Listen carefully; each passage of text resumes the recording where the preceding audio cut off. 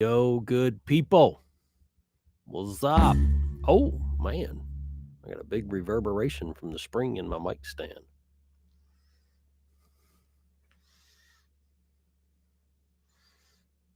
Okay.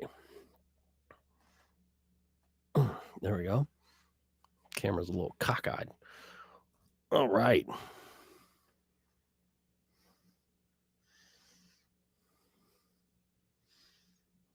I'm going to put my glasses on so I can see what's going on up here in the comment thingy. All right. Man.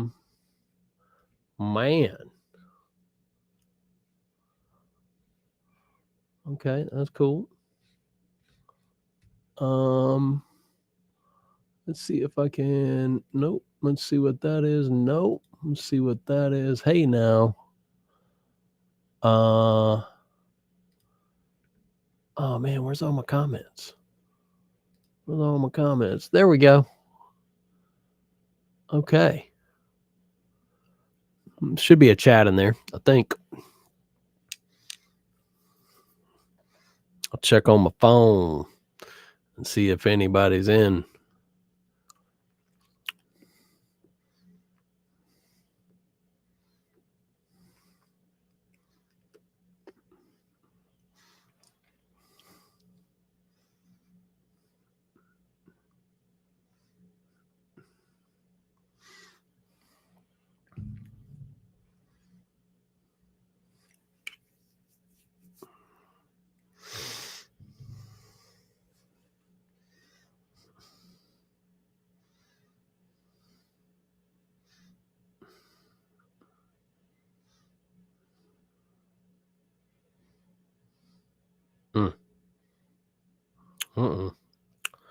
Says I'm live.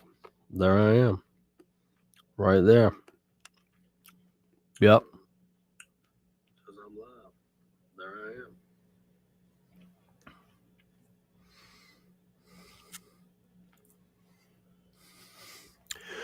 am. Hey. What madness is this? Eric Gale coming in from YouTube. You guys good? Let's see. Facebook user says, what's up? It doesn't tell me who you are, so I'm sorry about that. Everybody good? I bet it's Terry V. Wayne Jarrett coming through like a champ. Chris Heiss and Wayne Jarrett watching. What's going on, guys? Everybody good? Just thought I would do a live stream since I haven't in a while. And since I'm quarantined in the lower half of my house because I have the Namthrax. They used to call it Namthrax because every year you came back from the Nam show, you had the, you had the bad stuff. But this is the real stuff. But it's all good. I tested positive on Tuesday, so everybody else is cool. It's just me, and it doesn't seem to bother me so much. It just feels like I have a really snotty head and a cold and all that stuff. And so I'm in my studio room, not doing as much recording. I really don't feel like it, but taking a break from building a guitar. Nice, man. Who are you building that guitar for? Tell me. Can you tell me who? Anyway, yeah, so if my head stopped up, it's really no different than the last time I was on here. I think my head was all stopped up last time. And but this time, it's the dreaded Namthrax. That's what they used to call it. So anyway, just wanted to say hey to you guys, and we'll do I'll do like a Nam update, even though it's been over a week and a half, something like that. But I figure I got this live streaming software and I might as well. And I bought this crazy new corner light that's over here and it keeps making my face light up. I'll be good, man. Thank you. For whoever said get better. Let's see. Doug Davis. Yeah, man. I mean, you know how it is. This is my second go round. My second go round with it. I had it. I think Abraham and I had it. Let's see. Cat's already out of the bag. EG getting another. Okay. All right. I hear you. I hadn't talked to him since he was in he was actually Eric was actually rehearsing at my place while I was at NAMM talking to people about, engineering with him and Charlie and all that stuff, and it's crazy, man. Like, I was like, "Okay." I'm kinda glad I waited until I was, I'm sorry, guys, I'm trying to keep my glasses off because 'cause it's got this stupid ring light on this big contraption that I bought, and it makes my glasses look like like I have eyes inside of eyes, but says, "Yo, dude, you sound terrible." Yeah, I probably do sound pretty terrible. Did I cruise the quilter booth at NAMM? You know what, man? Um I walked by the quilter booth and there was so many things, man. Like next year I'll have my whole this was my first time. So I was sort of like, it was sort of crazy to me, but it was really cool because you would have like, I mean, I've never been to NAMM before. And I waited, I'm glad I waited until I actually had, and I'll put in air quotes, a career, at doing this instead of just being the kid running around acting all crazy and wanting to meet everybody. I was still that guy. I just look like an old man now, So I look I look marvelous. Thank you, man. I tell you what, I checked my camera earlier on Zoom. And it was funny because I went to Zoom to double check the camera, that the camera preferences and audio preferences and all that.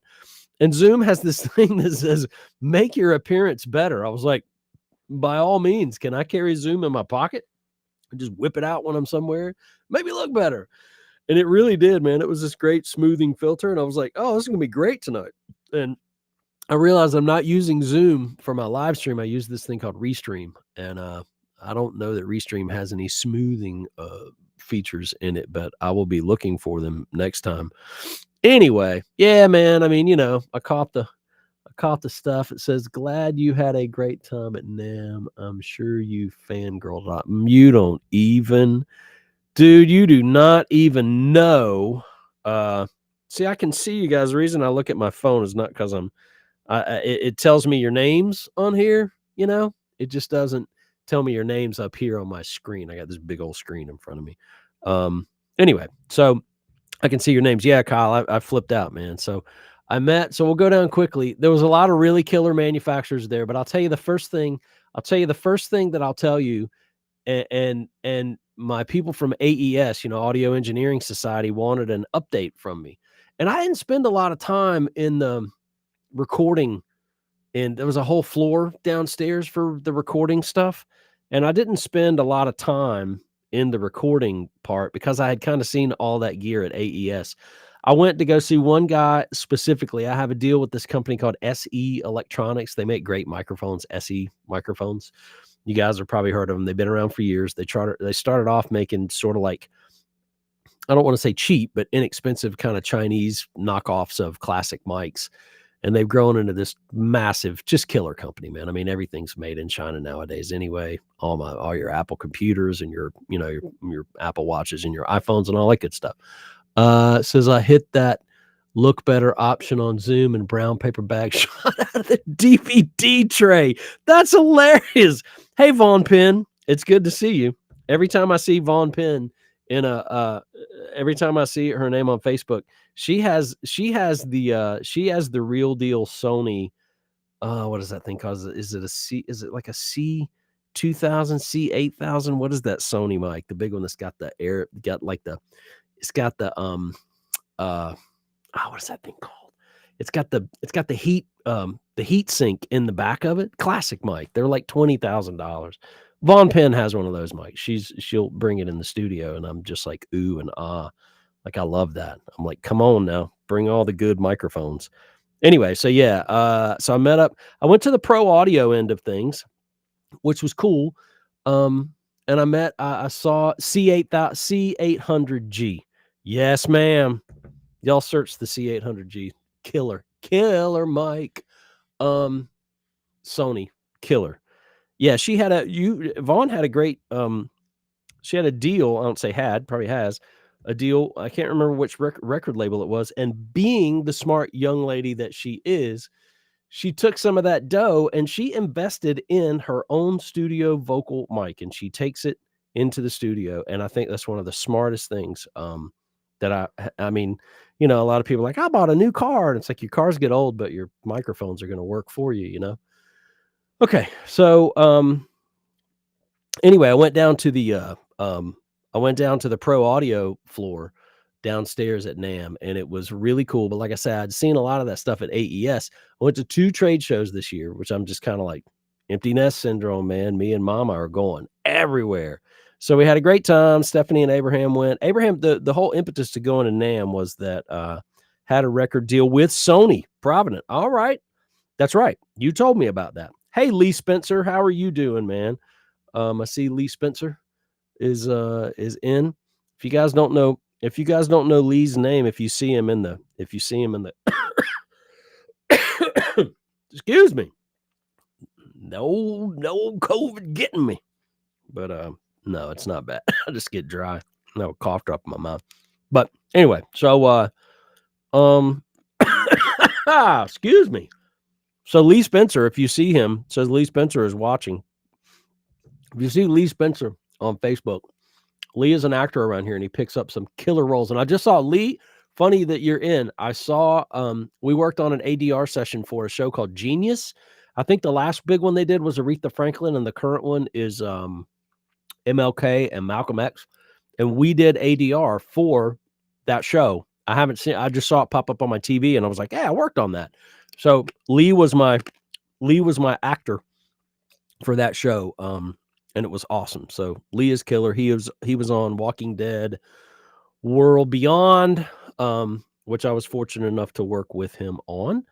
And we did a line on that, and a couple of lines maybe. Anyway, so I was downstairs at the pro audio end of NAMM.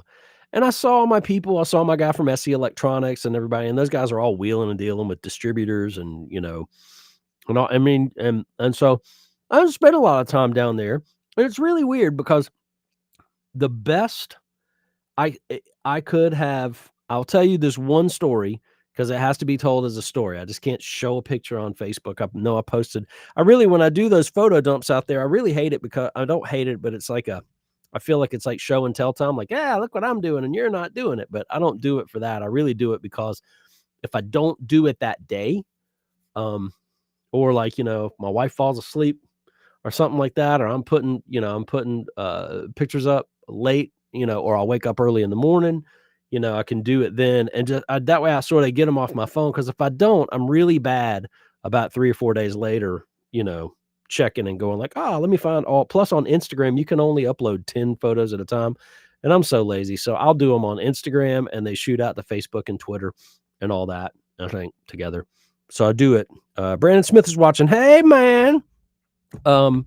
Anyway, went down and said hello to all my people at on the pro audio floor, and then went upstairs. And the second day, my friend Charlie Hunter had said he plays an amplifier called Two Rock amplifiers. I don't know if you guys are guitar players or players in here know of Two Rock. It's just 2 words, Two Rock. The number. Hey, Richard Serrano. I hope you guys are doing okay out there in Nashville, man. We're coming back out. I'm going to Nashville in a few weeks, maybe. I think it's a few weeks too, maybe 4 weeks or something like that. So maybe we can catch up and have a coffee or something. Okay. So anyway, getting to my story. This is a great story. So if you're on right now, just hang till I get finished with this and then you can go, because all I'm going to do is I'll probably talk about NAMM and all that stuff. I just like doing these lives from here at home because, I can actually sit in my studio room and do that. So it looks like I got Christmas lights behind me. That's so funny. Okay. So, I'm at the Two Rock amplifier booth.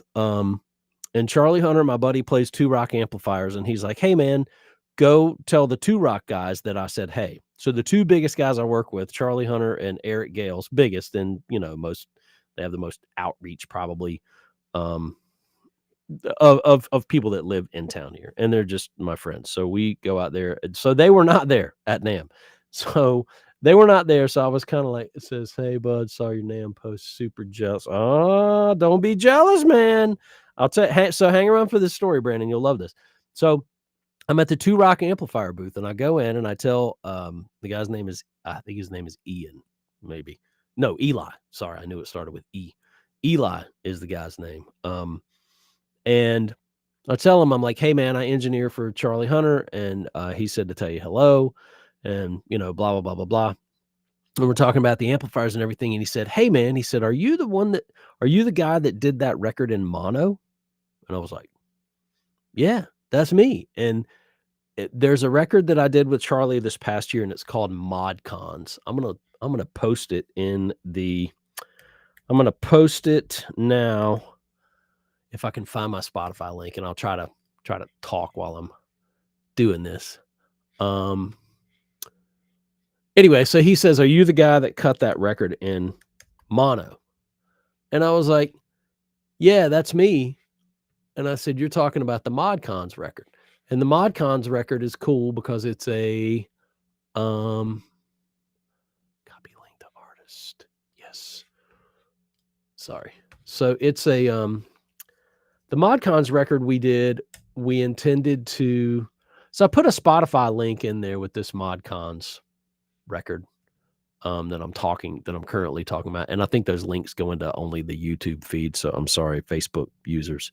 Steve Weston, my man. Anyway, so sitting there and talking to the Two Rock amplifier guy, and he says, are you the guy that did that record, that recorded that record in mono? And I said, "Yes, I am." And Charlie and I had done a record called Mod Cons, and when we mixed it, the whole concept behind the record, if you go to the Spotify link and you listen to it, is that he wanted it to sound like old rock and roll, like old 50s rock and roll. And rock and roll back then, it wasn't like metal or anything like that. It was all, that like old 50s rock and roll, very specific to what we wanted. So we mic'd up the drums with 2 mics. Charlie played his hybrid guitar, which is very un-50s, but you can't tell that it's a hybrid guitar. And Peter Kankura, George Sluppick played drums, killer. Peter Kankura played saxophone, and who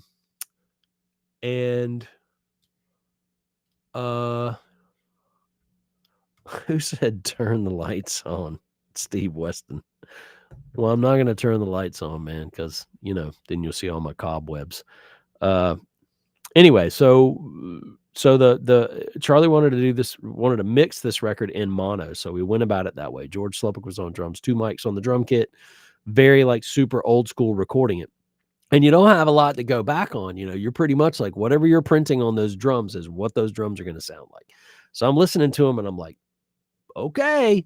But I lean on him when he's producing, and I just kind of go like, all right, just tell me what you want to hear. And when you hear it, we'll stop and we print and we go. And we got it, and everything was cool. And we tracked 99% of that record was live off the floor. I don't know that there might not have been a punch for a solo here and there, sax solo. Might have been a punch here and there, but just very, not anything major. And anyway, so that record, we mixed it in mono, everything straight up the middle, right? Nothing panned off, no spatial anything, everything right focused up the middle.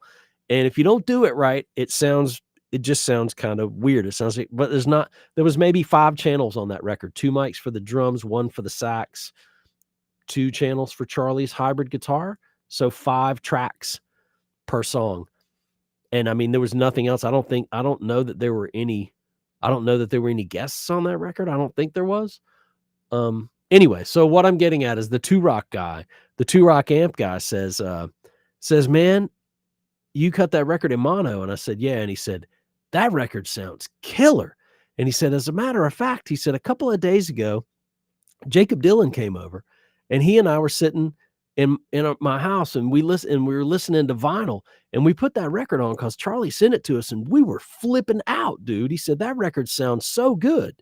And I was like, "Could you back up a second? Did you just say Jacob Dylan?" He said, "Yeah, man, the guy from the Wallflowers." And I was like, "I know who Jacob Dylan is." I said, "So what you're trying to tell me is that Bob Dylan's kid and you listened to a record that I actually cut and mixed and mastered for vinyl. I mastered that friggin' record too." And I said, "And you guys are tripping out, like flipping out over it." He was like, "Yeah, man, we love it. We think it's awesome." And I was like, "Okay." And that was on NAMM lasted Thursday, Friday, Saturday, and we flew out on Sunday, and I think that was on I wanna say that was on Friday maybe, and I was like, "Okay, I can pack it up, I can go home. I'm good, man. I have heard everything I need to hear, and that was awesome." And the weird thing is, I got a compliment about something that I had worked on the other coast. Yeah, crazy, right? And so, got a, got a compliment about something that and I wasn't fishing for compliments at all. I was like, I didn't, so got a compliment from a guy on another coast that I haven't been to in 30 years at a show that I've never been to. But it was an audio engineering and studio compliment in the guitar section of NAMM. Like, in the audio section, to be very honest with you, most of the audio engineers are kinda egotistical, arrogant bastards, not to be mean, but I know and I am one of them, and I try not to be that way, but it's a really different ballgame, man. Like, guitar players are just like, "Yeah, dude, woo!" And, like, everything is, like, the greatest thing ever, and audio guys are all just kinda, like, looking, kinda quiet, like, everything close to the vest and everything. And it was kind of that way at AES too. Like AES was cool, but everybody just kind of stood back like they had this pedigree that I didn't know about. And I was like, okay, like I'm an engineer, you know. I mean, I'm a guitar player too, but I would think that is an awesome compliment. Thank you, man. Yeah, it was. It flipped me out. I was like, man, I couldn't believe it, man. I was like, okay, this is cool. That made my day. And so let that be like, I mean, it's such a weird thing 'cause, let that be a lesson to all of you that, like, I work in my town. I've lived here, born and raised, Greensboro, work in Greensboro. I don't go off and, I don't really go off and look for business elsewhere. I work with a lot of local acts. I work with, local bands. I work with big bands and stuff like that. But let that be a testament to your work and let that really be like, don't ever think that what you're doing, especially in this day and age, is really confined to where you're at. I mean, it's obviously technology has taken us to a place where it's you're way further than you could have been in the past. You can really reach out worldwide instantaneously.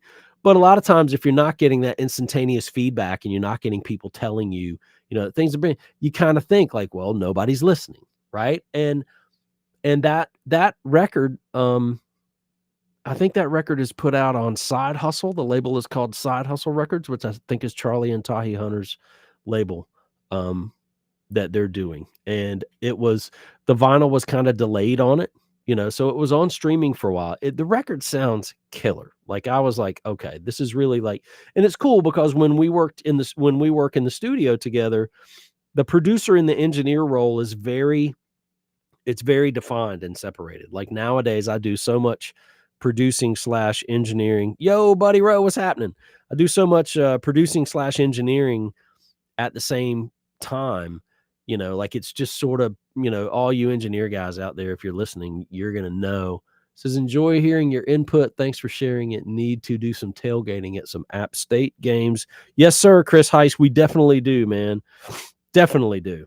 Definitely do. Man, what about if we just tailgate without a game? Like springtime, it gets warm up there. What about if we just pull our cars in and just pop the trunk and, crank the music and just start drinking beers in the parking lot at App State? No game. David Bolton, all the way from Wilmywood, North Carolina. Yeah, we could do that, man. We go up to App State and crank some stuff in the parking lot and just drink beer till they kick us out. Just tell them we're alumni. We're alumni, man. We built this place. Um, so yeah. Oh, here is Facebook. What is this? Yo, Bolton. Terry just posted East Dorm. Watch out, David Bolton. A lot of my good friends, a lot of friend. My first guitar player. It's so funny, man. My first guitar player in my first band. He and I were guitar players. We learned how to, we kind of would stand in the dorm room and rock out, and I taught him some stuff. He's really good. 1977. I hear you, dude. It's still there. Same bricks, Bring my guitar and we'll jam a little. They dig that stuff up there.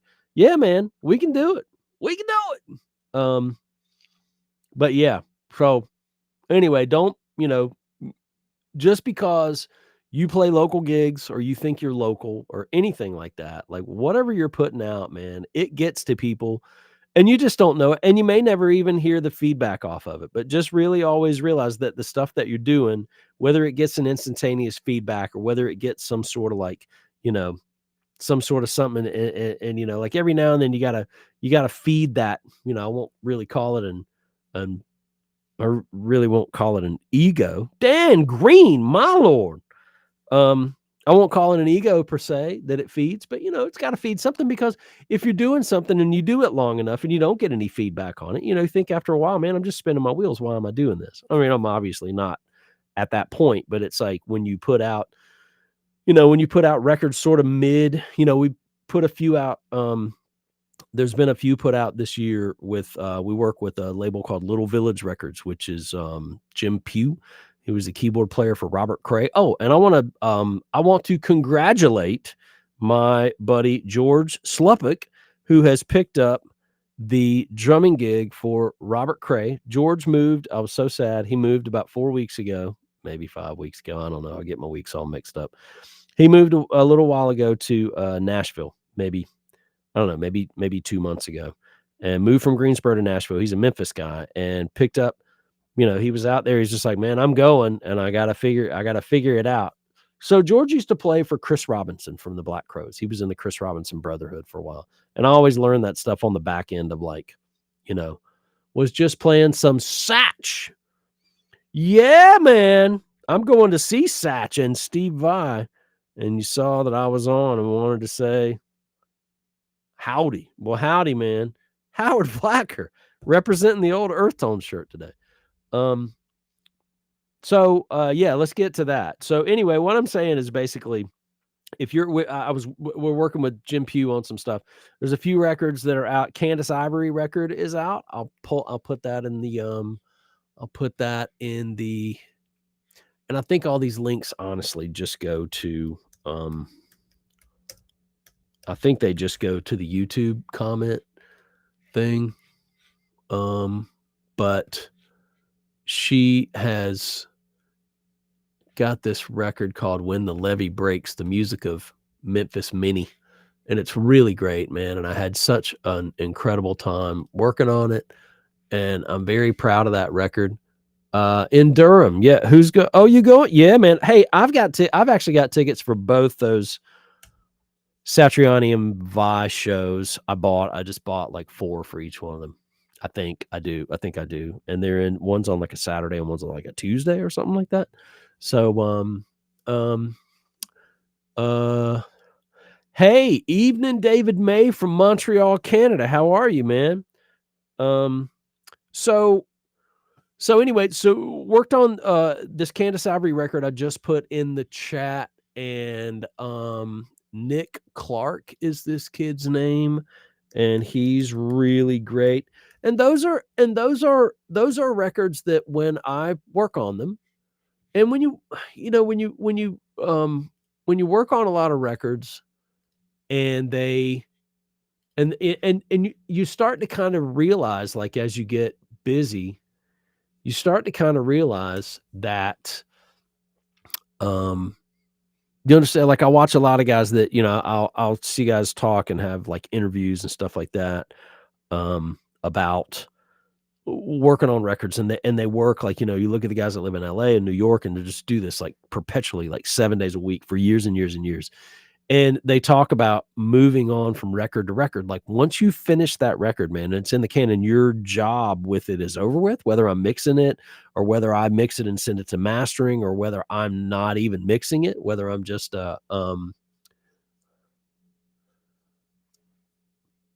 hey, Jim O'Gara, how are you doing, man? Lefty guitar player. I'm a lefty guitar player. Right on, David May, lefty guitar player. I hear you, lefty. But anyway, so these I hear guys talk about working on records and moving on to the next record, and you get kind of lost in the process of them because when you're working on them, you're like right in the moment. You're hearing all the tunes and you're hearing everything sound good. Um, was I a fan of the Guess Who? I mean, the Guess Who was a little ahead of me.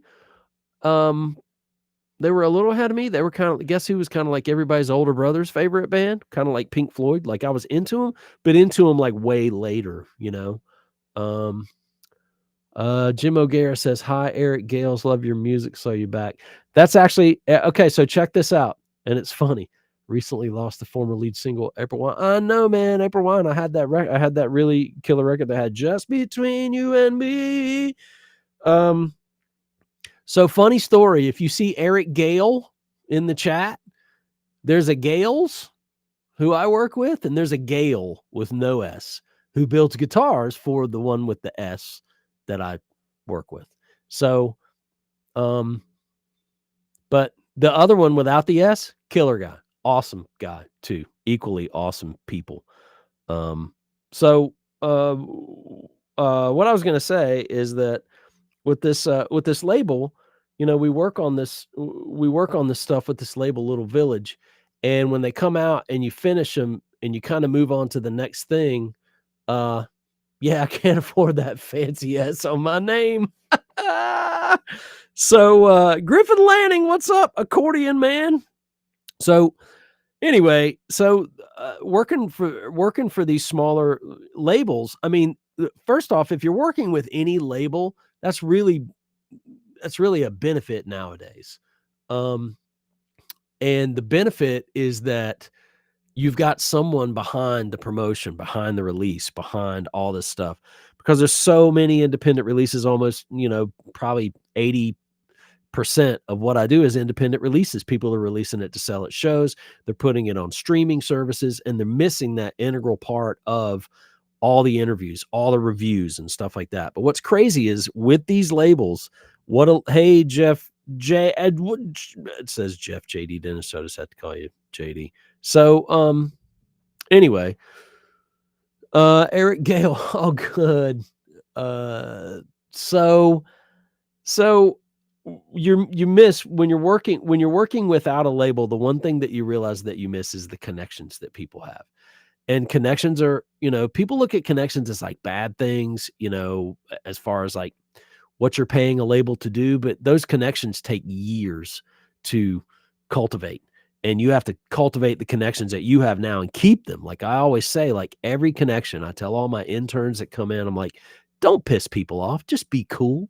Number one rule of being an intern, be cool. Number two rule of being an intern, don't be a dick, you know, because you're going to have, Burton Cummings is, man, you're exactly right.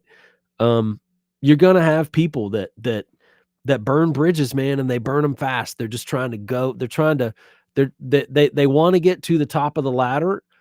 Lucky if they get to the middle or the lower third of the ladder, and but they want to break every rung on the way up it. And it's like, you know, you got to come back down eventually, man. So don't do that, kids. But anyway, so it takes years to cultivate all those relationships. And when you work with a label and the label is responsible for doing all of your press, and the press is so important, man. I found out with all these label releases that the press is so incredibly important. Like I worked a little bit on that Crown record with Eric, did some overdubs for that, you know, and I'm like, oh, cool. He's doing a record with Bonamassa producing. This is going to be a big guitar thing. And it was like, it was, but everybody, man, picked up on that record. And I swear to you, I bet Eric was on the cover of 4 different major worldwide guitar magazines just for that one record. So you know that it's coming with every other one, right?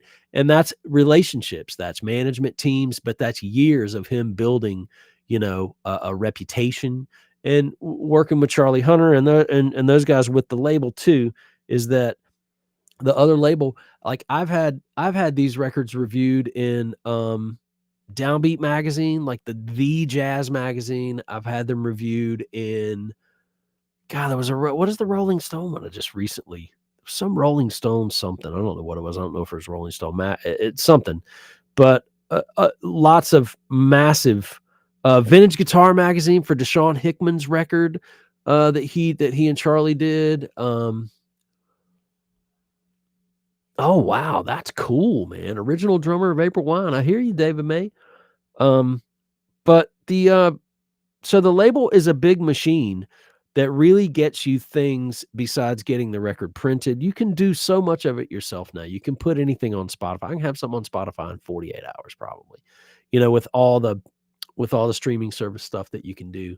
So, but having a label and a promotion team that works with that label that has all of those connections, there's nothing there's nothing that tops that, man. So I have two records that I tracked and mixed up for Blues Music Awards, and which I think is a Billboard thing. They do it in Memphis every year. They just call it the Blues Music Awards. It's like a big deal. Like all the blues artists are there, all the top tier, whatever, are there. And I've been swearing that I'm going to go to one of these awards things if I'm like, life's too short, man. If you're nominated for something, you should probably go. I didn't go to it last year. Deshaun, I was actually, record that I engineered was nominated last year for Best Emerging Artist. I have 2 out of 5 nominees this year with Candace Ivory's record and with Nick Clark's record, the 2 that I just put in the chat in the YouTube channel. And that's cool stuff to me because I would never have I never would have had those award things or any of that stuff without this, without a powerful label, and everybody knows Jim. Everybody knows Jim Pugh. And getting back to my buddy George Sluppick, big congratulations for Sluppick for picking up the Robert Cray tour drum gig. And if they know what's up when they're done with this leg, he'll just continue on, man. So he went down, he got hooked up. I don't know who I'm not exactly sure how he got hooked up with it, but I'm excited for that. But he played on that ModCons record. But anyway, that's just sort of the update on what's going on, record wise that I've been working on. I got another one that starts on Wednesday. I should be all COVID good by Saturday, all that stuff. So, they give you the 5-day CDC, whatever, so I haven't run a fever and all that good stuff. Anyway, so yeah, so that's what's been going on. NAMM show was crazy good. Saw so many incredible people. Met rock stars from when I was 16. I had records they played on, and met Rudy Sarzo and Adrian Vandenberg from the 90s version of Whitesnake that had Vi in it. And so Abraham was he loves that. My son Abraham's 19. He worships that live at Donington record from 90, I think, or 91. Worships it, listens to it in his car, and I don't blame him. It's a good record. If you like guitar pyrotechnics, it's awesome. So we met 2 out of the 5 members of that version of Whitesnake at NAMM. Believe it or not, Rudy Sarzo was standing right in front of me as I was playing a guitar in the Seymour Duncan booth. And I was like, I was flipping out trying to get my son's attention, and he was so gracious to get a picture with us, which is cool. We stood in line to see Adrian Vandenberg, but I had a conversation with Adrian Vandenberg back in 1991. We met those guys on tour. I got passes. I used to work at the record store when I was fresh out of college. What's my band called? I don't currently have a band that's doing stuff. My releases are under a band name called Benj-O-Matic, BENJ-O-Matic, MATIC. And then I had another extraordinary record called The Sonic Prophets,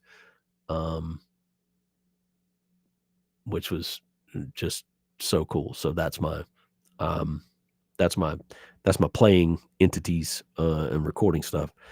Anyway, NAMM was cool. Met all sorts of people. Met Carl Sandoval, the guy that built Randy Rhoads' Polka Dot Flying V, which was incredible. He was just standing with the polka dot flying V in the DiMarzio booth, and there was one dude standing there talking to him, and I was like, thousands of people in there. I was like, these people have no clue as to who this guy is.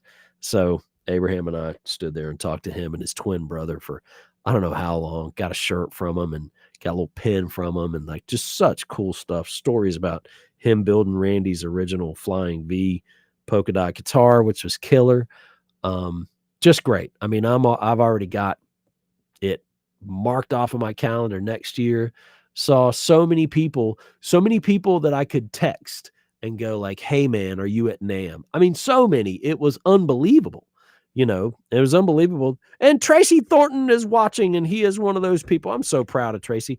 Tracy was playing on Friday, no, Thursday morning at 10 a.m. at the Yamaha stage. Old Diggin' Taters was one of my bands. I'm sorry. I'm sorry. Yep. That's right. Jim O'Gara is right.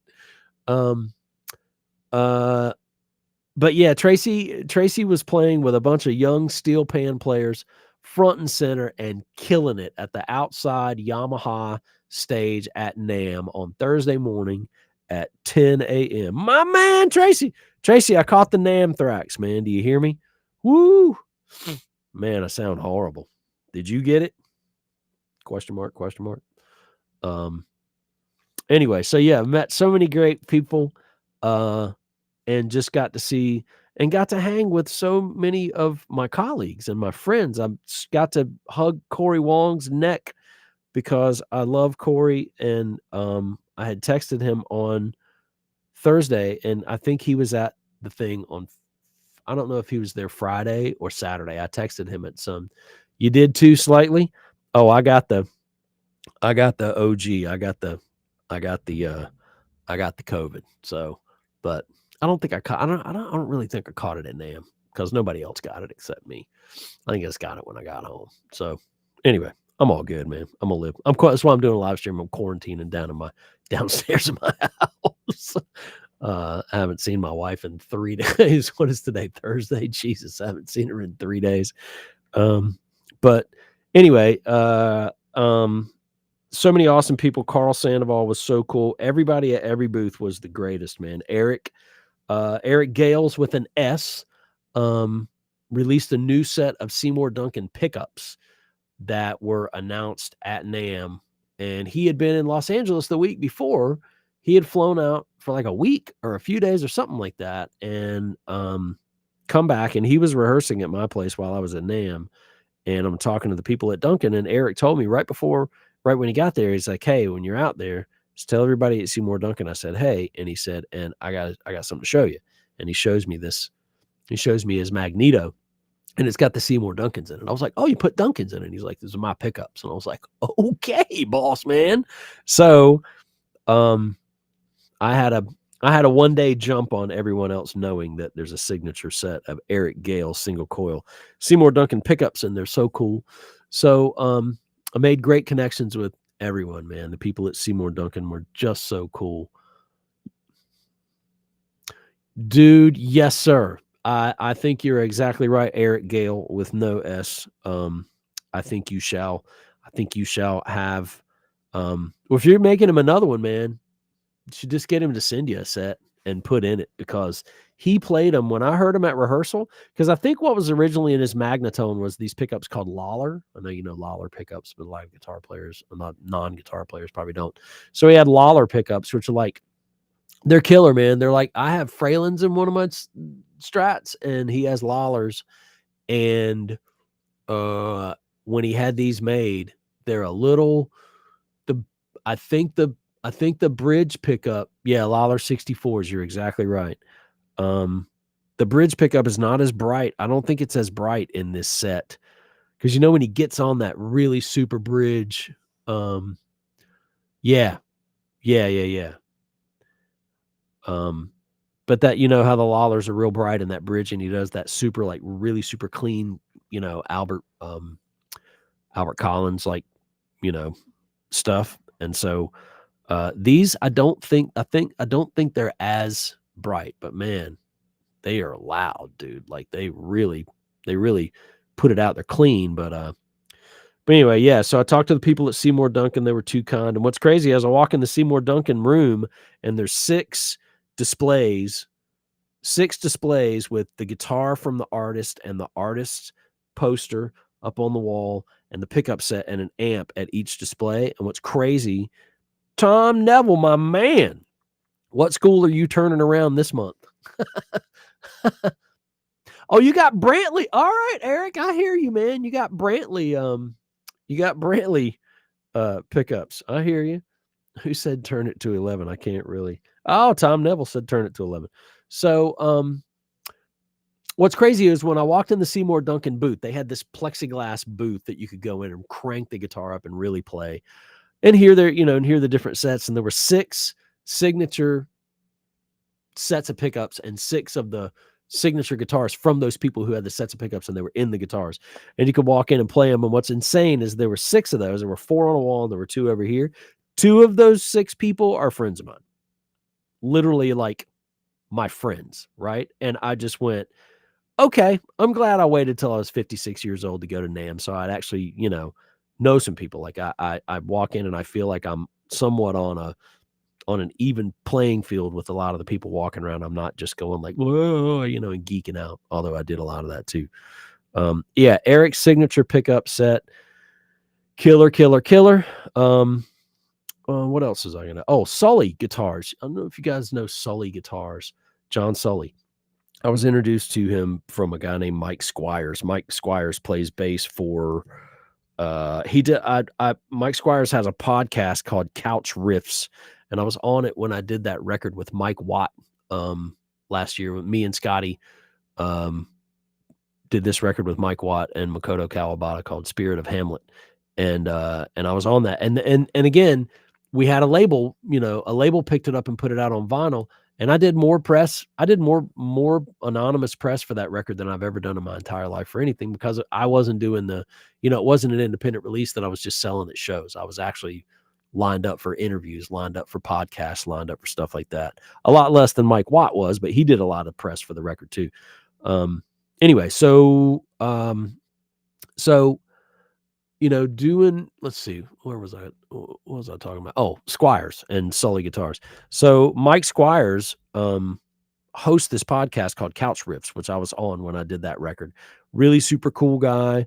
And come to find out, talking to him, Mike plays bass for Ugly Kid Joe. You guys remember that band, Ugly Kid Joe? They had that. They had a massive Graham Murphy. They had a massive hit song called "I Hate Everything About You." They had they had about 3 or 4 hits that I totally forgot till we went to go hang out with Squires. They played in Winston at the Ramcat a while back, and Squires was like, "Hey, dude, we're playing. I think I'm playing close to where you live." So we hung out with him all day. Well, come to find out, he plays bass in Duff McKagan's band. Duff McKagan, bass player from Guns N' Roses, has a band called Loaded, and they just did a new record, and they're going out on tour, and Squires is doing tour dates with him. He's doing tour dates with Ugly Kid Joe. He's a working cat, man. So he was like, "Hey, man, do you know my buddy Sully? You know Sully Guitars?" I was like, "Where have I heard of them?" And they make I'll put Sully Guitars in the chat too, man. Hold on a second. Sully Guitars, Sully Guitars, Sully Guitars. I think it's just Sully, SULLY guitars.com, but I will do that. I'll put it. So what I love about the Sully guitars is they harken back to a lot of other designs, but they also have a few really super original designs, which are just killer. I'll even put it in this Facebook one too. GUTS. Man, my head sounds terrible. SullyGuitars.com. Come on. Anyway, so they had a section at NAMM called boutique guitars, and it was really cool because it was all the really small but really boutique builders, like really high-end guitars, and they had this little area cordoned off just for the boutique guitar people, and they had their stuff out, but I don't think there were any amps allowed in that part. And so went in and checked it out, and I was like, "Oh, Sully Guitars, that's the guy that Squires talks about." So we started talking, And Sully had made a guitar a while back that was a it was a Robin Crosby tribute guitar. And back in the day, and I mean, I still like I was playing Rat songs last night being down here on, in quarantine. But back in the day, Rat was my jam. Like those guys I thought were the best, and I still think the best 80s metal guitar players, really just guys that were in a band, not any Guitar Hero guys or anything like that. But as far as that, to me, that team of Robin Crosby and Warren DeMartini, the best. And I still listen to him now. My son listens to him and he's just like, this is the greatest guitar tone I've ever heard. And I'm like, see, I wasn't nuts. If a 19-year-old knows, then you know what's up. Anyway, so Sully made a Robin Crosby tribute guitar, Firebird shape and all that. And it was really cool because had gotten he had gotten some stuff from maybe a guy that was Robin's ex roadie or something like that. Robin died back in like 90. I don't know if it was 90. No, when was it? When did he die? Warren D is badass and down to earth, dude. Yes, he is, man. Skateboarder W, my man. When did Robin Crosby die? Anyway, Robin Crosby died. He was one of the early AIDS casualties, and it really sucked. And he was one of our guitar heroes. He was one of mine, man. I mean, I thought that guy was a badass. Warren DeMartini, incredible, incredible, incredible guitar player, even to this day. So, anyway, Sully made a Robin Crosby tribute guitar, and the cool thing is, I think on the front of it, I'll try to find his. Let me see if I can find that Sully. I'll try to. Um, um, oh no, I don't want to do that. Oh crap! Am I still live? It didn't make me go away, did it? No. So Sully guitars. There you go. Sully guitars. Robert Cox. Oh, where is it? There it is. Okay. Yeah, you guys got to see this guitar because it's really super, super cool, man. Oh, I don't know if you can see. There's a thoughts about Robin Crosby. Yeah, where in the world is that? Oh, read more. Come on, come on, come on, come on, come on. Dang, where is it? Anyway, so Sully did a Robin Crosby tribute guitar. There it is. Let's see. Yeah, I'll put it. This is actually a Pinterest link, which is really weird, but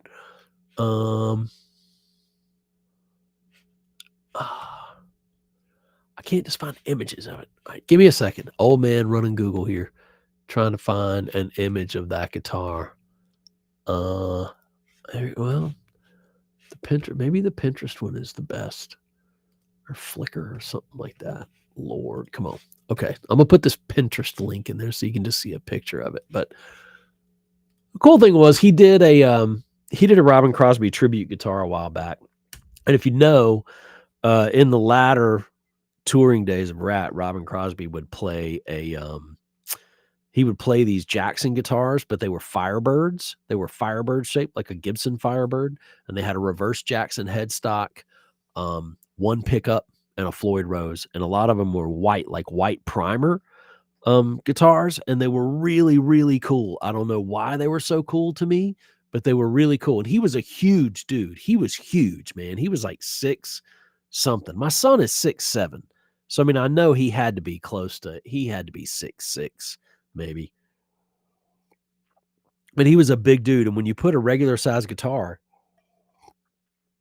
just like my son, when you put a regular size guitar in his hands, it looks like a ukulele, like the the scale doesn't look right. So my son actually plays a 7 string because the guitar is wider looking, so it actually kind of looks like a regular size guitar on him. The guy from Slipknot is really big too. That guy Jim Root, really massively tall, and he plays kind of regular size guitars, and they look tiny. Anyway, so Robin Crosby played these big Firebird Jackson Firebird guitars, and if you'll check that link, it's in the YouTube thing. It's a picture. Sully had this made this Robin Crosby tribute guitar, and he had this. I think he said this roadie guy that he knew that was, or maybe Robin Crosby gave it to him. He told us the greatest stories about knowing Robin Crosby, like in his dying days, which was kind of sad at the same time. Like we were all standing there about to get choked up, seriously. But anyway, I have massive respect for that dude. He's a great guitar builder.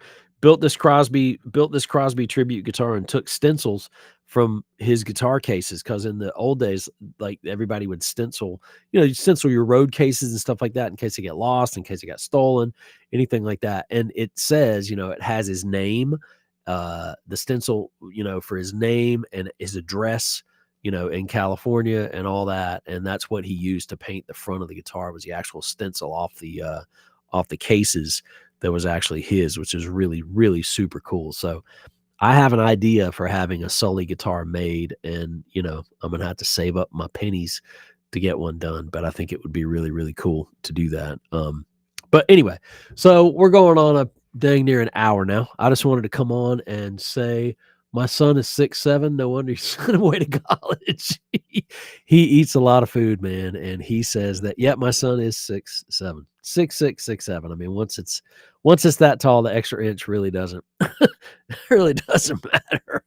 But yeah, he's massive. And my oldest son, I mean, both my boys are really tall. I mean, Ben, my oldest son, is 6'3". I mean, I feel like I feel like a dwarf in my house all the time. My wife is tall. I'm just like the little old man. I feel like I'm shrinking every day.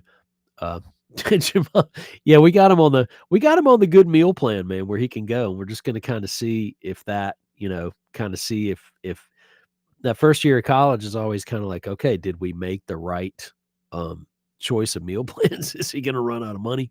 Um, Says, dude, in my retirement, I could rock it out as a TV preacher with that cool ass slick back hair. I got it up in the man bun right now, man. Yeah, I got it I look like I'm all slick back, but I don't know.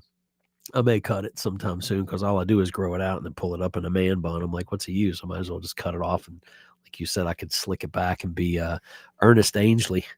Didn't we all used to watch Ernest Angley when he would heal people? It was amazing, man. I was just like, heal him, be healed.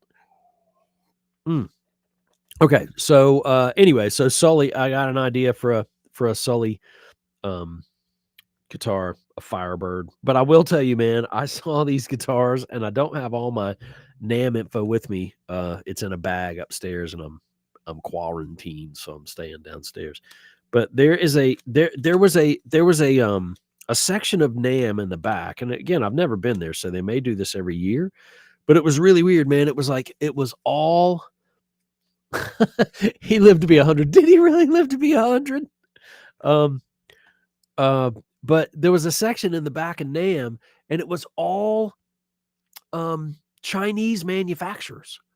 Like, it was like Chinatown, man. And it was so cool because there was so much stuff back there that wasn't name brand.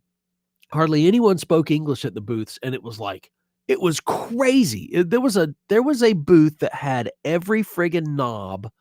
Because I go online and I look for knobs for stuff for replacements. Like, I had an Ampeg amp I just recently had to and my guy, I hung and first day of NAMM, we hung out with our buddy Quentin Gibson, Darius Rucker's guitar player, was doing a great thing for CRE guitars. I'm gonna put them CREguitars.com. I'm gonna put them in.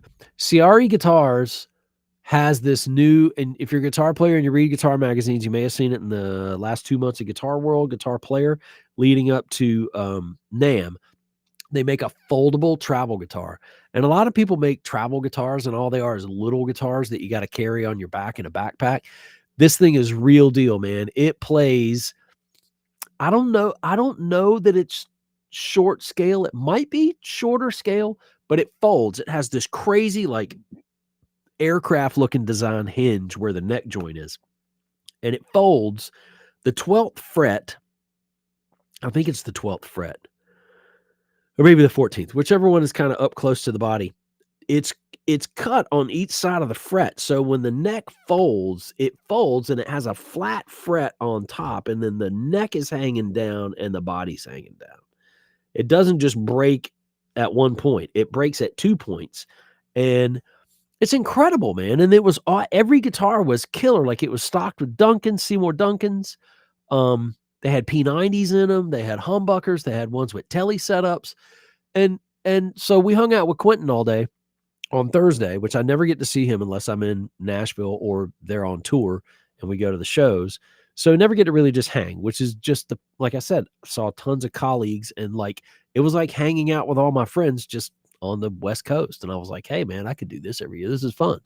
And so anyway, hung out with Quentin all day Thursday. We hung out at the CRE booth for a little while. We were actually in a Vintage Guitar Magazine online social media video. The Vintage Guitar Magazine was doing. I had no idea who any of these people were, but man, everybody had a microphone in their hand and a camera, and they were shooting stuff for every friggin' magazine. There's a guy from Guitar World magazine that does interviews. He was everywhere. But the guy from Vintage Guitar was standing there talking about the CRE, and we're standing in the background messing with him. And I was like, wish I'd have known who it was. I would have talked to you. Anyway, CRE guitar is killer. Got to hang with my buddy Q. He left. He flew in Wednesday, did NAMM all day Thursday, had to fly out at 6, and I think Darius had a show on Friday in Florida. They had gigs all weekend in Florida, maybe. But anyway, so that was good. The CRE guys were really cool. But the Chinatown thing was crazy, and there were guitars. I am not exaggerating, and I'm going to have to buy one just to, I can't understand. I can understand how they can make guitars this inexpensive, because most of the time when they are, the quality on them is just for total crap. But I'm telling you, I played a Firebird, Jackson Firebird ripoff, and it wasn't labeled Jackson. It's another company. I got the guy's card and everything, and I'm not exaggerating you. That guitar is $475. I was like, $475, had 3 humbuckers in it and a fixed bridge, and it was killer looking. And I'm like, okay. And I'm talking to the guy, and I'm asking him questions, and he's just looking at me because he doesn't speak hardly a word of English, And I'm just like, okay, this is pretty cool, man. These guys are actually building these tribute kind of guitars. And I don't know that they're not being just mass produced. I'm sure they're being mass produced by, somebody over there, and this guy's putting his name on it, but they know what they're mass producing is something that, if I were to buy from the Jackson Custom Shop, would cost me probably $8,000. And if I had one built by somebody else, $3,000 to $4,000, it wouldn't be a Jackson. So, I'm thinking $500, man, that's really not bad. You could trick it out, make it a project guitar. So there were a lot of things clicking in my head, and I'm sure just like when I was at NAMM. Oh, I saw Corey Feldman. We walked by Corey Feldman while we were at NAMM, and I swear to you, I don't think it's a put on. I think that dude truly believes that he is on par with Michael Jackson, and nobody was paying attention to him, and he was walking around with this bodyguard that looked like he was 7 feet tall, and another dude with him, and the dude's wife, and they were all dressed, and he had makeup on, and he had all the Michael Jackson jacket and all that shit. And he walked by, and I looked at my wife, and I was like, holy crap, that's Corey Feldman. And she's like, where? She's looking right at him and couldn't even tell that it was him. And I was like, okay, so you're trying to find him, and you don't even know it's him. But anyway, so that's my NAMM stories for now. Dude, you're absolutely right, Eric. He is, I was gonna, I mean, I for a brief second, I thought to myself, dude, if I could get a picture of Corey Feldman or a picture with him, and I stood there for a second, and then I thought, if I do that, I'm going to start Here he comes, the comeback king. Dude, yes, you are exactly right. I was like, I felt sorry for him at the same time, but it was like watching it was like waiting for a train wreck. Like I'm standing there and I'm like, if I got a picture with this dude, I don't even like him. Like, I mean, I met the only thing that I thought about later is that I think he was in that movie with River Phoenix called Stand By Me. I'm pretty sure. If somebody can clarify that in the chat or the comments that he was, I mean, I could Google it, but I'm just too lazy to type at this point. Um, I think he was in that movie with River Phoenix. River Phoenix slept on my couch when we were in college, and we partied and had a great time. And I met River Phoenix when I was a senior in college. He slept on my couch. We got up the next morning. We had coffee, and yeah, raised in Hollywood. He does not know reality. You are exactly. But it was so bizarre, man, because the guy doesn't play anything. And he went to this really obscure booth of this like keyboards and sequencers and stuff like this. I hadn't even heard of this brand. And he walked up and the guys were like, "Oh, this is great, man." And they were all standing there. And I'm like, what is happening? Like it was, you know, there were so many people that I saw walking around that deserve to have accolades, right? Um, I saw, and inside scoop, and I'm only going to say it here, is I saw Rick Beato and I stopped him and I said, "I work with two guys that you want to have on your show." And I said their names, and he did not. Uh, and I will not say their names here, but you know who they are. I said, "Would you like to have those guys on your show?" And he said, "Yes." And he said, "Email me." And he gave me his email address. And so those wheels are in motion. If you know who Rick Beato is, I'm sure you guys do because I watch him too. So that's going to get rolling, I hope. Um, I wouldn't post stuff like that on social media, but if you see it here, then you've dug an hour deep into this video and you deserve to know that. But anyway, uh, yeah, the Corey Feldman thing was bizarre, man. Like I was just like, what is he doing here? Um, Yeah, man, that's right. You're exactly right. You know who I'm talking about. So, and also, who else did I um meet and talk to that was just sort of like out of nowhere? Oh, I saw Ariel Posen. He plays two rock amplifiers, and Rick B. Wow, watch him all the time. Yep, two of my guys are going to be on his show, hopefully. So we'll see. It's all the wheels are those wheels are in motion. So when it happens, I will let everyone know. I'm sure you'll see it. But um anyway, so hopefully that happens. It was really cool.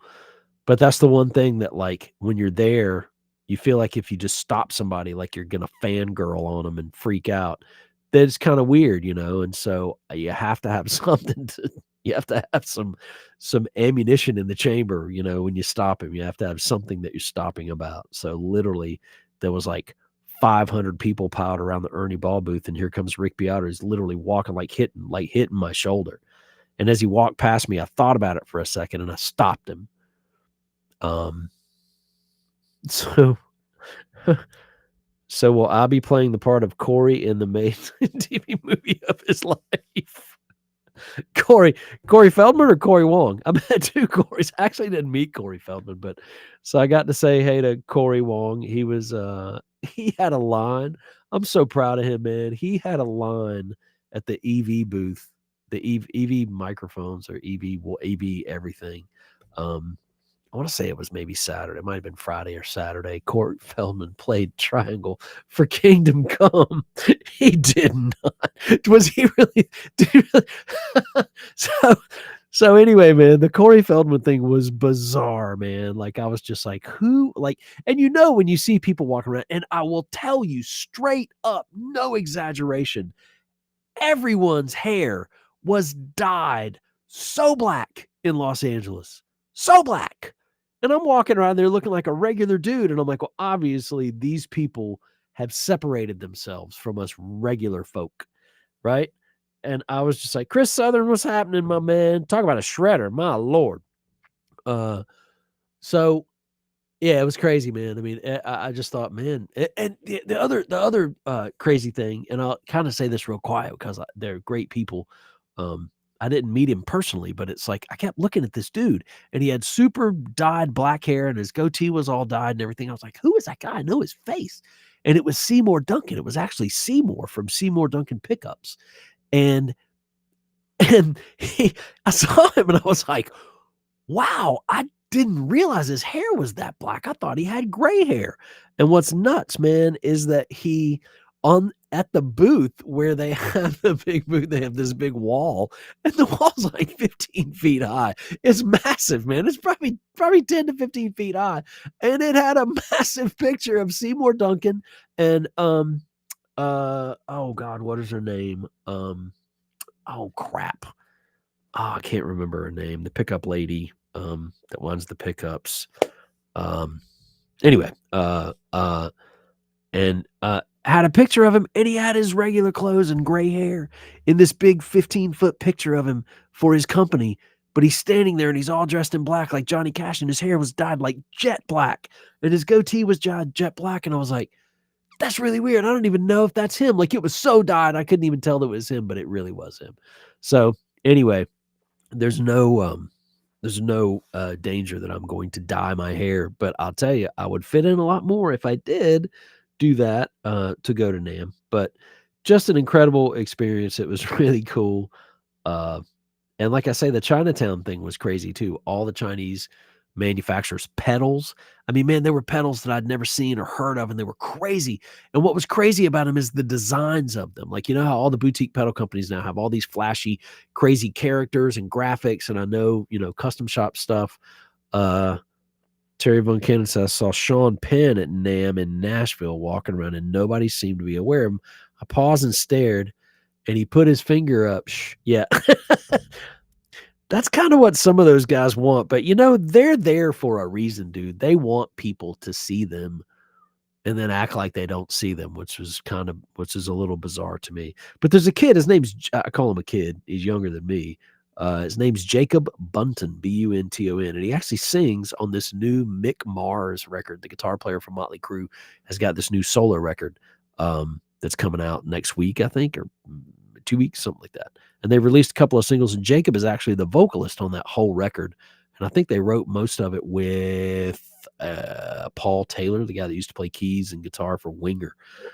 And I saw Jacob. I played a gig with Jacob with my band Benjomatic. We played a gig at the North Carolina Seafood Festival. This is where I'm telling you guys about local stuff. Like if you think you're local, just hang in there, man, because the connections grow over the years. So I I played a gig, and this kid had a band, and his band was called Lynam, Lynam, and they were from Alabama. And he had emailed me. I mean, it was early days of email too, which is crazy, but he had emailed me and said, "Hey, man, we're playing a gig with you in Morehead City at this seafood festival." I was like, "Seafood festival? Okay, cool." So he was like, um, he's like, uh, can we backline? Can we use your backline gear so we don't have to haul all of ours?" And I was like, yeah, because we got a gig doing some. I was like, yeah, that's cool. So I think they used our gig. They backlined it. I remember Scotty, my drummer, gashed his head on the tailgate of the van. And we played the gig, and it was bleeding like down his face. And we played the gig, and the adrenaline made it stop bleeding.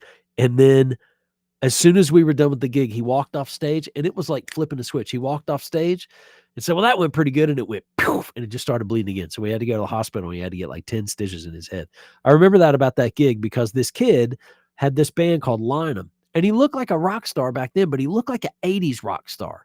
But it was like, I mean, man, this was early 2000s, easily 2010, maybe something like that.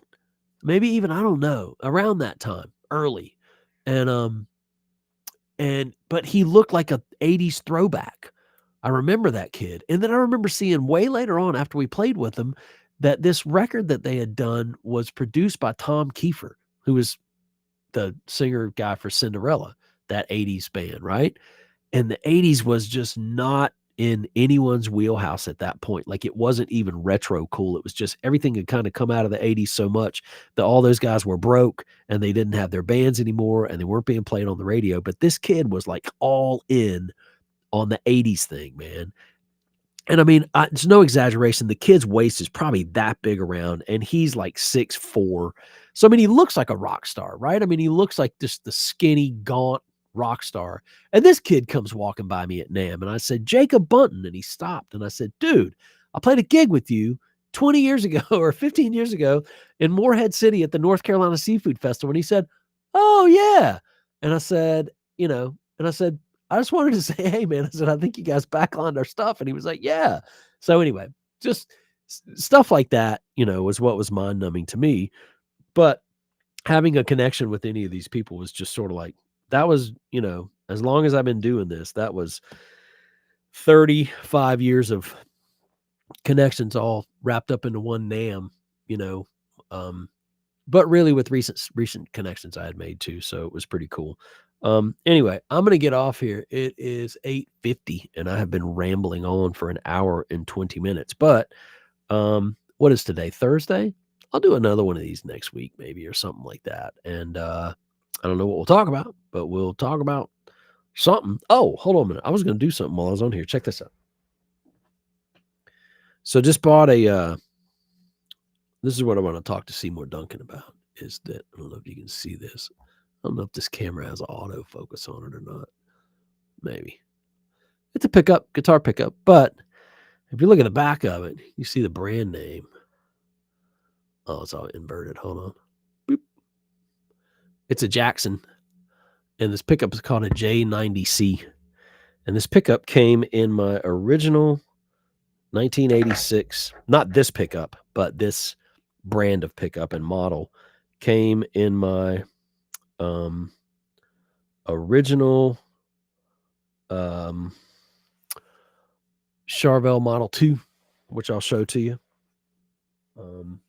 It's actually, I got all my guitars racked up today, so I can actually reach them in here. See my guitars. Probably got more cool guitars at home than I do at the studio. This one. And if you guys know me from the past, you know this guitar. I don't know if you can see it. My camera's terrible, man. It's not really focusing. So let's put it up here where you can really see the finish on it. Yeah. That's a cool one.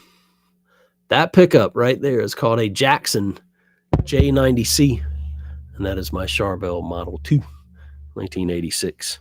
These guitars are getting to be really sought after. So we found one on Reverb and just bought it this past week, a white one. This one was white. This one was white when I bought it. I had Wayne Jarrett from Zion Guitars paint this guitar in 1988. Plays great. But this pickup is so smooth in this guitar, so smooth and sustains and everything. And I had bought one before, and I think I paid $35 for it on eBay a few years back, and I put it in a PRS SE guitar, and it makes it sound like a completely different animal. Sounds amazing. So my son and I are currently going through, and if we can find them on the cheap through Reverb, eBay, every music store, Sweetwater. Do you guys know about this Sweetwater thing called Gear Exchange? I want to say that they're in competition with Reverb, that basically they're doing used gear listings and having the individuals ship them. If you use Guitar Center online, they have a bunch of really killer used gear, but it's in their stores and they ship it as a store. This thing, Gear Exchange through Sweetwater, is cool too because it has used stuff. And I mean, used, like I bought the, I don't think this is the one that came from the Gear Exchange. This one came off of eBay maybe, but I'm going to try to put these in a lot of the guitars that have humbuckers. Like if I have humbucker guitars in that. And anyway, it's got that. And we found a Model 2, Charvel found a Model 2 Charvel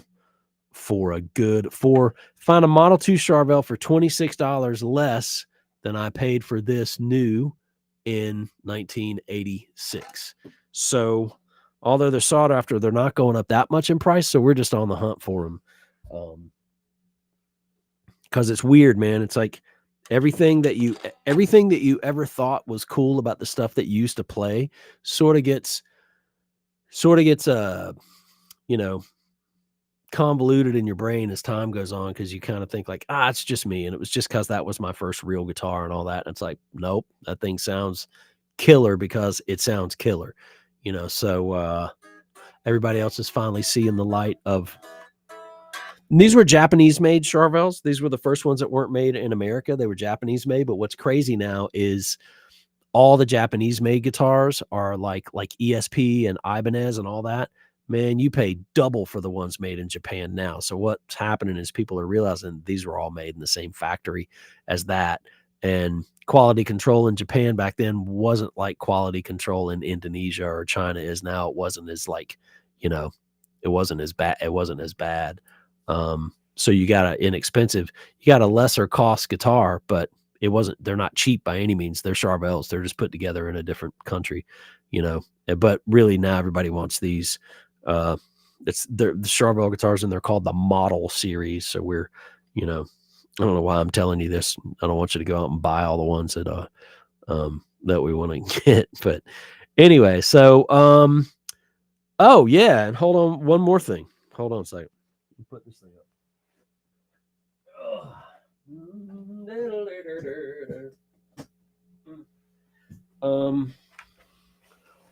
Let's see what we got here. I found I don't know if you guys are privy to Noble's guitar pedals, but I'm always on the hunt. Like I get these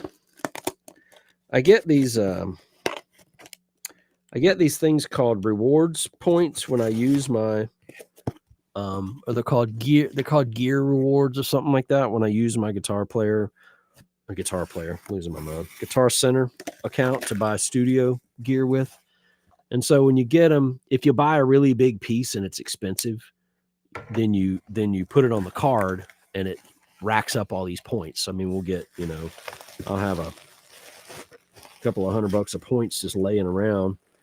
And I'm like, man, I don't know. I'm not going to go spend these points on like strings and stuff like that. So I'll go looking for used guitar pedals online, and you can find them in Guitar Center. They have them in every store. We went to the Guitar Center in Hollywood and lost our friggin' minds. I can't see how I made it out of that place without actually buying anything. I was so in.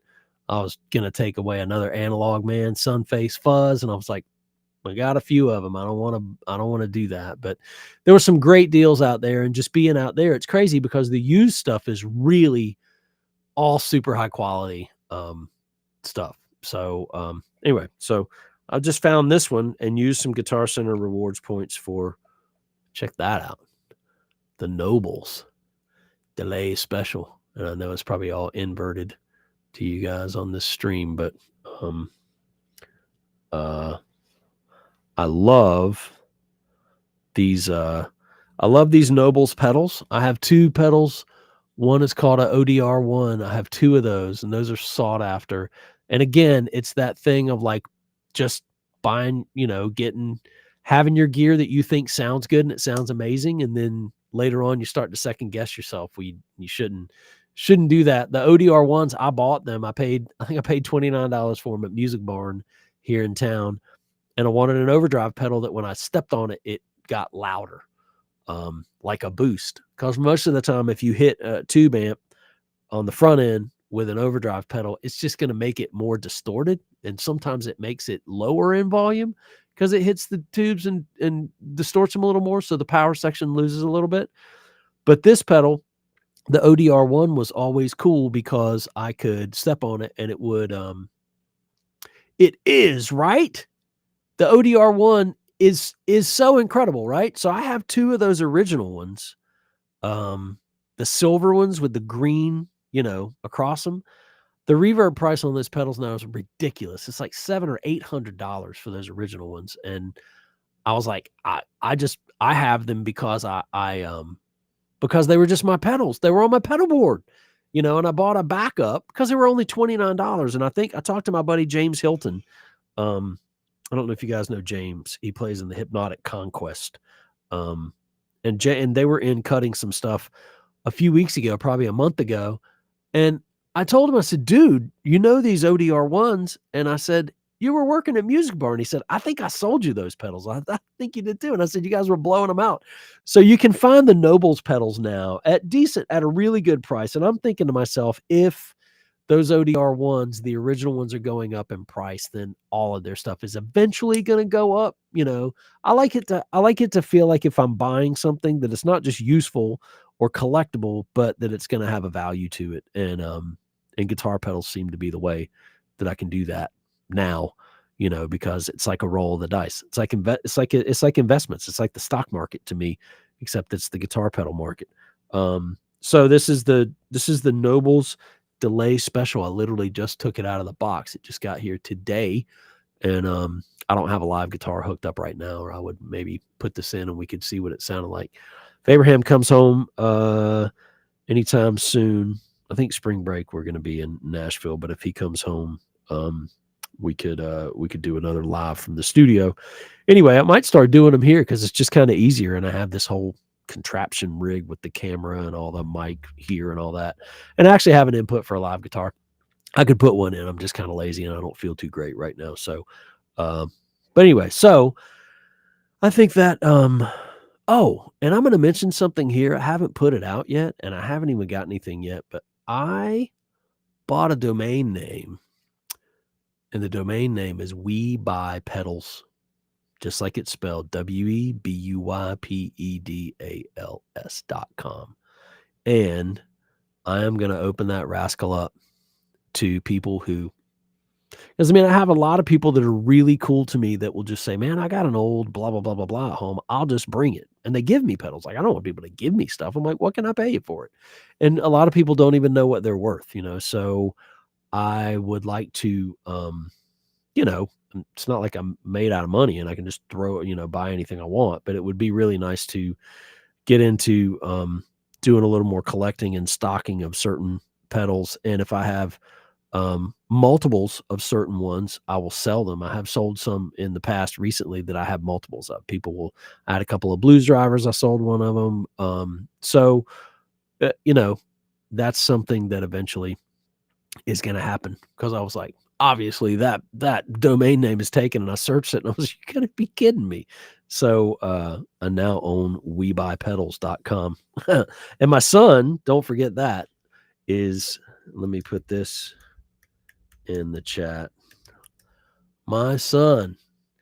Thank you, man. Yes, sir. Yeah, yeah, I can do some trades. And again, with it being We Buy Pedals, I'll obviously have a sale section on there too.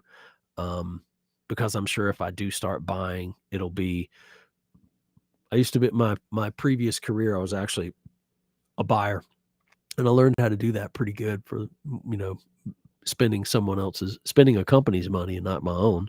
But going into a situation and making what we would call a lot offer on something when I walked it would be like walking in to a music store and they had a Klon Centaur and then they had 80 other guitar pedals. And I said, "I'll give you $6,000 for all of it." And they're like, like that's very exaggeration. I'm not going to give anybody $6,000 for anything, but we would make a lot offer, based off of all the, excess stuff that you would get being worth something. But that's, my thing is, if you have guitar pedals and they're just hanging around and they're not doing you any good, and you're going to take them and you're going to pawn them, you're going to take them to Guitar Center and sell them to them, or you're going to take them to Music Around and you're going to sell them to them, I'll pay you more than that, a little bit more, but fair price. Obviously, not a retail, no, not a retail price on them, but you know that's something that I'm interested in. It's just something that I bought the domain name a while back, and I've just been so busy I haven't had time to look into it. But so check out the link I put in the chat, bandmedowns.com. My kid's side hustle, instead of washing dishes in college and having a job where he has to go, and although I will say I'm very proud of him, he just got a job at the Appalachian Theater on King Street in Boone, North Carolina, and he will be a stage tech for them. So that will be his college job, although he's going to school for that and he's doing that. So his side hustle is bandmedowns.com, selling vintage and used concert t-shirts and club t-shirts and stuff like that. He's really, really good at it too. The Nauticlon is supposedly pretty close to the original, especially for the price. I bought 2 of those Nauticlons, and I have one in the box. Hold on a second. Oh, where is it? Snap. Um, it's not here. It's up. It might be upstairs. Hold on. So yeah, I bought 2 of them, and I haven't put one together. Have you put one together yet? Um, I bought 2. I bought one for my son for Christmas, and I bought one just to hang on to. Um, and I have one at the studio. We have to build them. But yeah. So the Nauticlon, pretty cool. It was a genius concept. That guy Josh, genius. Um, a total genius. And we saw so many great pedals. I did an Instagram post yesterday going through my NAMM stuff, and there's a company called Acorn Amps. I'll put them in the chat too. Acornamps.com. They make um they make pedals, they make amplifiers, but they make pedals, and their branding on the pedals. Buddy bought one and is waiting for it. He wants me to oh, you gonna hydro dip it? I gotta see that. I gotta see that, man, when you get it done. I gotta see that. That's gonna be killer. That's gonna be cool. Um, so will it be dip like a swirl, or are you gonna do it like you got a pattern you're gonna put on it? Like, is it gonna be um but yeah, so that guy Josh is a genius. So the Acorn Amps company, their business cards, check out an Instagram post I did yesterday, maybe, or it might have been this morning. I think it was yesterday. I'm losing track of time. But yeah, I did one yesterday, and it's basically the Acorn Amps guys have a card, and the card is literally a circuit board. Like, it's hard plastic, but if you look at it, it's a circuit board, and it's got all your yeah, you're definitely gonna have to post that when you get it done. Um, but so the card from Acorn Amps is like a it's a circuit board, and I picked the card up and I looked at the guy and I said, "Dude," I said, "I've seen your pedals and they're so killer." He has a MiG 50 pedal, which is awesome, and he has a PV Decade pedal. You remember the Decade amps that they used to make, which were like first one I ever played through was a Backstage, PV Backstage. My buddy Bucky Routh had a Backstage, and you turned the distortion up, and it was that solid state distortion, but it was crazy cool. Like, it was just distortion, man. You were like, yeah, rocking out. And so Acorn Amps makes a pedal. I think it's called the Solid State, but it's in that card. I'm serious. Dude, if you want, I have an extra one, and I'll get it to you if you're just DM me your address, man, and I'll send you. But the pick, they told me what the pick and the card were. They're circuit boards, and I want to say the card is a Big Muff. And it's got all your, every resistor, transistor, and all that stuff that you got to put in it. Every one of them are labeled. And he was like, that if you build my business card out, it's a Big Muff. And I was like, shut up. I was like, dude, that is great, man. I think I'm a genius for, buying some domain name. I'm like, this cat's making business cards out of Big Muff circuit boards. Like, that was so cool. But you remember it because it's different, out of thousands of people that you see at a trade show. Oh, yes, yes, yes, yes. Definitely I will, man. And I'll put all the merch. I just got all the, I mean, man, I went over and did merch. I had kind of a light week at the studio this week, and I was going to get so much stuff done, man. And then I got the crud, got the COVID, and kind of stuck at the house. So, all that kind of went by the wayside, but I was like, man, I'm going to get something done. So I sat down and designed some new shirts and, patches. So I'm also going to use those patches for work shirts. I've got a bunch of these, the Wrangler work shirts, I think, kind of like the one that I normally wear when I'm at work. what I'm gonna do is sew on some of these patches, 'cause the shirts that I have are embroidered, and they're really, really fancy, like, embroidered right on the shirt, but to take those somewhere and have them all embroidered, I can sew the patch on probably faster, and it probably looks a little more cool and official like that, and then I have the patches to, for you guys too. So there'll be new shirts, and the shirts I'm having made, they're all black in the proof, but they're not black. They're all like, I buy this thing called the Garage Sale T-shirt sale from Contagious Graphics, and um, and it's really cool because you get their overruns, and you can get them at a really super, super good price, but you don't get a color selection. You either get dark with white print or you get light color shirts with black print or a mix of the two.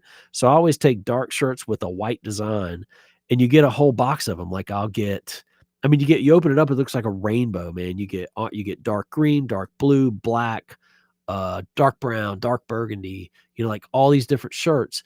And the cool thing is doing them that way is people will buy, I never realized this, but people will buy 2 of the same shirt in 2 different colors, as opposed to if they were all black, they'd only buy 1 shirt, and that's it. So you know, you don't get a say in the colors, but it's really cool for people to come in and go like, "Oh, I love orange," and you're like, "Great, I never would have gotten 200 orange shirts made, but I'm glad," and then they'll buy the 1 orange shirt. And then I bought my buddy, uh, Neil Zaza. I don't know if you guys know him. He's a guitar shredder guy. He and I have known.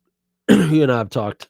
I didn't. I should have seen if he was at NAMM, but I turned him on to the garage sale T-shirt sale years ago. He had this. He did this video, and if you guys remember the Got Milk ad campaign, where it would say "Got Milk," question mark, and everybody in their had the milk mustache for the ads. He did a video for an instrumental song, and he had a T-shirt that he had made for the video, and it said "Got Zaza." His last name is Zaza, Zaza. Said "Got Zaza?" question mark. And he had that shirt made for the video, and everybody lost their minds and started, messaging him where they could buy that shirt. And he was like, ah. And so he hit me up. No, he said he put something out online or something and said, "Hey, if anybody knows fast turnaround graphics places." And I was like, "Dude, you got to get the garage sale T-shirt sale." I said, "They're cheap." I said, "You sell the crap out of them." And so he did, and did a run of shows with them. And what's funny is when you order them, you can order them, in as low as like 48 shirts, and you get them up to however many you want to get. And the price on them is really good per piece. But what's funny is you end up with at the bottom of the merch tub. Um, and I always called them the dogs, and we started laughing about it because he had run into the same thing. You get that, you'll get that purple shirt or that like super traffic cone orange shirt with that nobody wants. You can't sell them, and you get down to the bottom of the merch tub, and there's like 2 shirts, and they've been in there for the whole tour for 6 months or for a year, and you're just like, "Oh my god," and you have to give away. And I told him, I said, "Bro, that's what I call the dogs, man." I said, "Those are the dogs. Those are the ones you give away if you do a radio promo, give something away or throw it out in the crowd when you're playing or something like that." But anyway, okay, I think I'm gonna go eat my lovely, uh, I think it was Panda Express maybe that my wife bought and brought home to me, and she left it at the top of the stairs. And so I have to go get my delivery food from upstairs and eat it and see if I can get some sleep tonight. Man, this round of COVID is crazy dream COVID. It's like crazy dreams. But anyway, all right. Thank you guys. I love all you guys for watching. I just like to do this live every now and then and kind of I feel like I'm talking to everybody, although I'm talking at everybody. So we'll do another one of these soon. Super Bowl's coming up Sunday. I was supposed to have a big party here, but now that I have COVID, if anybody comes, I'm going to be safe on Saturday. Is my go day. Yeah, thank you, Eric. I appreciate that, man. Yeah, Saturday should be my go day. So I'm gonna give everybody the option to party. So I'm gonna have some beers, and I think I might have to pull. God, I hate to even say it. I don't know if you guys are football fans. I I almost want I almost want the 49ers to win, man, because Brock Purdy. It's like you got to pick somebody. I don't really care about either team. Um, but I'd really like to see them do that. Uh, almost to rub it in Cam Newton's face because he's talking crap about the guy. And then, the Panthers made made the boneheaded mistake of trading McCaffrey. He was the best thing they had. Now McCaffrey's going to be a Super Bowl champ. Um, but maybe, maybe not. We shall see. As Chris Berman said, that's why they play the game. So I will see all of y'all hopefully next week. We will do this on more of a regular basis. And again, I love all you guys. Thank you. And talk to y'all soon.